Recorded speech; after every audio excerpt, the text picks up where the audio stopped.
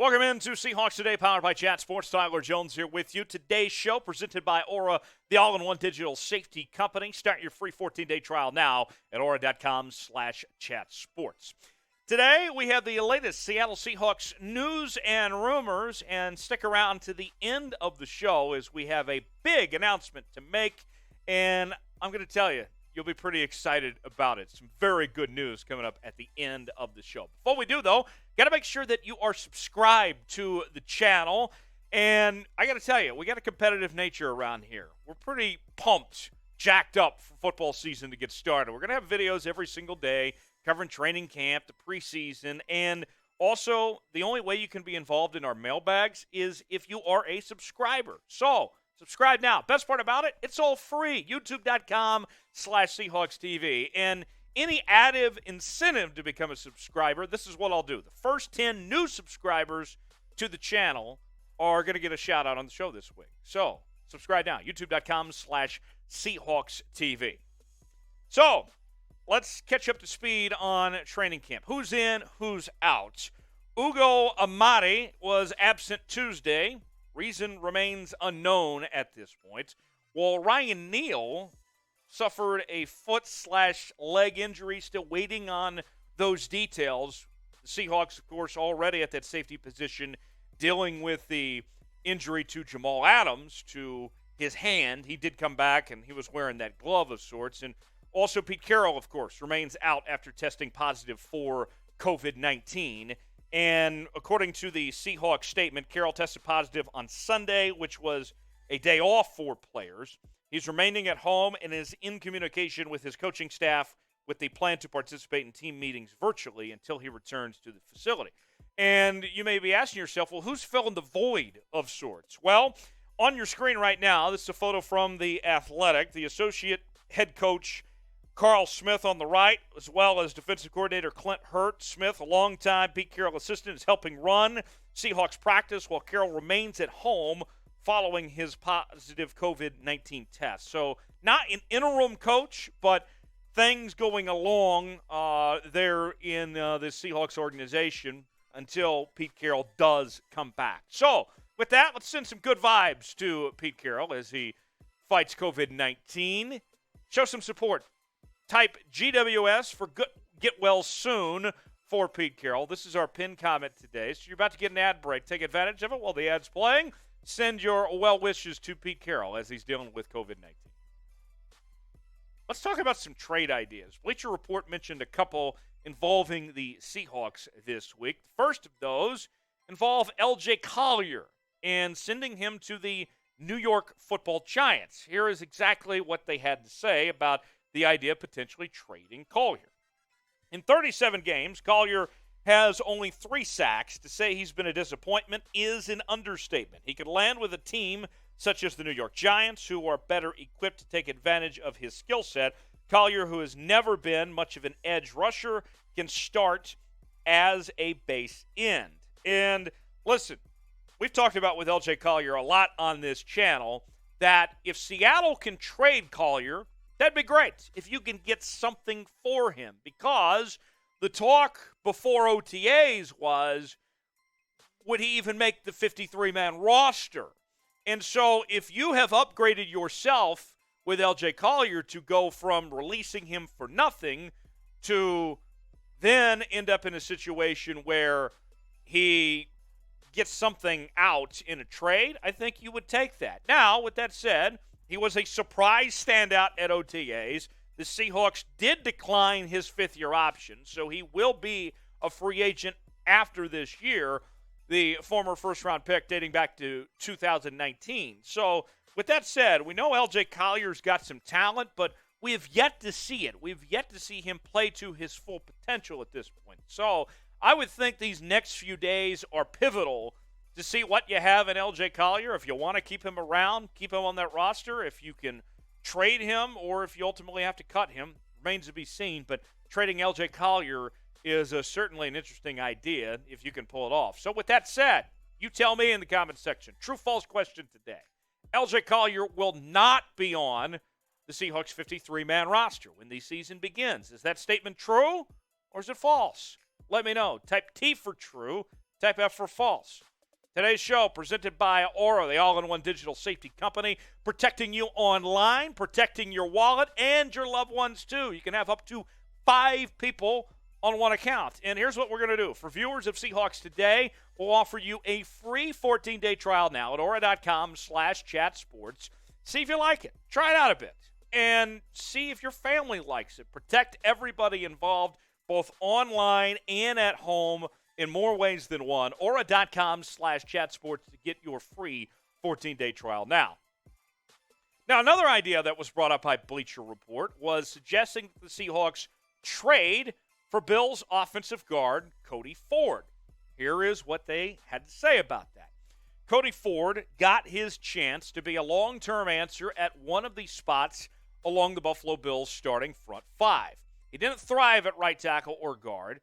Now he's more than likely going to find himself as a utility option off the bench because Roger Saffold and Ryan Bates are seemingly set at both guard spots with Spencer Brown at right tackle. Ford provides a legitimate starting option for multiple spots depending on how the Seahawks' new-look offensive front comes together or doesn't during training camp. Now, the truth of the matter is Ford just isn't good at football. I mean, let's not sugarcoat it here, okay? Look, and it hurts me to say because Cody Ford went to the University of Oklahoma. Most of you know that's my home state. I've followed Cody Ford for a long time, but the statistics just aren't good when you look at Cody Ford. Last year, he had the worst blown block percentage of anyone on the Buffalo Bills with at least 250 snaps. That's according to Sports Info Solutions. Salary hit, not bad, $2.38 million against the cap this season for the former second-round pick. But here's what I mean about Cody Ford just not being good. The Pro Football Focus numbers are not good. They're bad for Cody Ford last year. Overall grade, 46.4. Pass block grade, 47.2. Run block grade, 47.6. Allowed just 2 sacks, so at least he has that going for him. But look, nothing personal against Cody Ford here, and maybe the Seahawks do need to add an offensive lineman, but I'm going to disagree with Bleacher Report here. Cody Ford's not going to be the guy I would suggest the Seahawks make a move for. So, what say you? If the Seahawks should add an offensive lineman, like today's video. If not, comment and tell me why they should not add an offensive lineman. Let me know in the comment section below. We are racing to 28,000 subscribers on the channel. Trying to get there before football season starts. Need just a little less than 500 to get there. Go ahead and subscribe now. Hit that red sub button. YouTube.com/Seahawks TV. Turn on the notifications as well so you never miss a moment of Seahawks Today.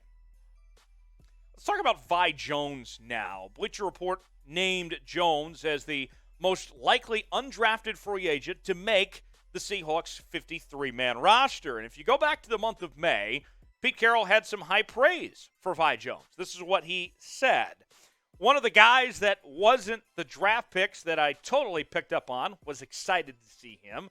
And you can picture he could be a special teamer. He could play a little bit outside, play a little inside backer for you if you need him to, and he'll be able to match up with guys. So he had a good camp, a really good camp. To me, it blows my mind how Jones went undrafted. To me, I've seen the tape, what I like from him. I mean, this guy's gritty. He should have been picked. How did he go undrafted? It just blows my mind. The numbers last year at NC State, 45 tackles, 6 sacks, 8 TFLs. Pro Football Network described him as an athletic linebacker with solid size who flashes ability, and he's got good pedigree as well. His 2 brothers, as well as his dad and uncle, also played in the NFL. So, I mean, you know what they say, you know, when you're hanging around the Joneses, good things are going to happen, right? And his dad was a 3-time Super Bowl champion with the Dallas Cowboys. So, with that said, will Vi Jones make the 53-man roster?